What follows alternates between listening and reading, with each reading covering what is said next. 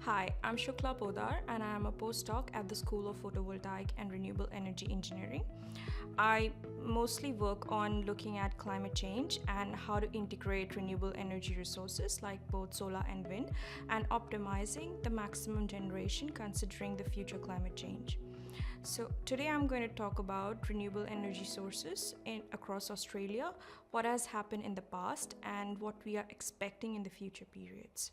If we have a look at where we are with the renewable energy at the moment across the world, we can see that there is a huge penetration of renewable energy resources across different regions of the world, and solar is dominating most parts, and especially Australia, giving like 48% of contributions with the installed technologies.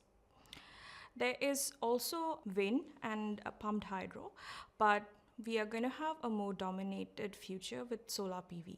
In the year 2022, we had seen that there has been a huge contribution by the renewables to the electricity sector in Australia, and almost 36% of the Australia's net electricity was just contributed by renewables itself.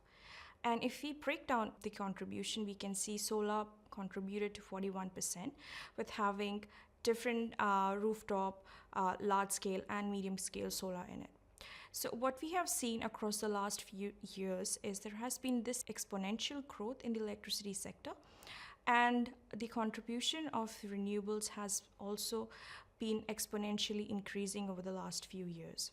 If we have to look at what's going to happen in the future, looking at the different contribution of the renewables, if we were to achieve net zero by 2050, we can see that it's going to be hugely dominated by solar and wind, rooftop PV being one of the most important one aspect of the renewable energy sources, and there being other sources like large scale and medium scale solar.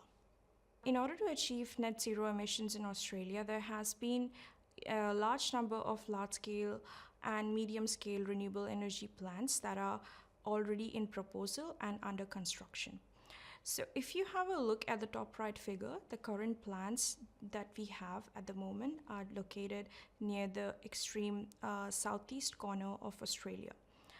And the most interesting fact is that the ones that are under construction are also on these regions, as well as the ones that are proposed to be installed by 2030 are also going to be on the eastern regions across Australia, with some on the west.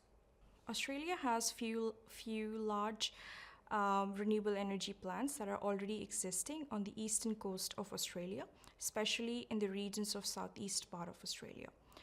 One of the major reasons why we are seeing this is because there is a huge electricity network across these regions, which is predominantly dominated by a huge amount of population existing in this part of Australia. For the future plans that has been already up there, we are going to have a huge number of plants built across these eastern regions.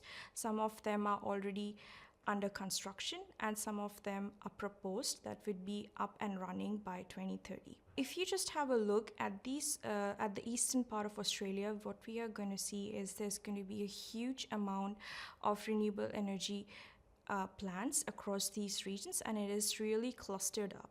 So this is one of the most important regions, and that we need to keep in mind when we are looking forward at the next few slides. But also, two most important thing is we are going to have the world's largest solar farm in Darwin, which is going to transport electricity using underwater cables to Singapore. And we are also going to have the New South Wales largest farm that in New England that is going to supply a huge amount of electricity to regional New South Wales.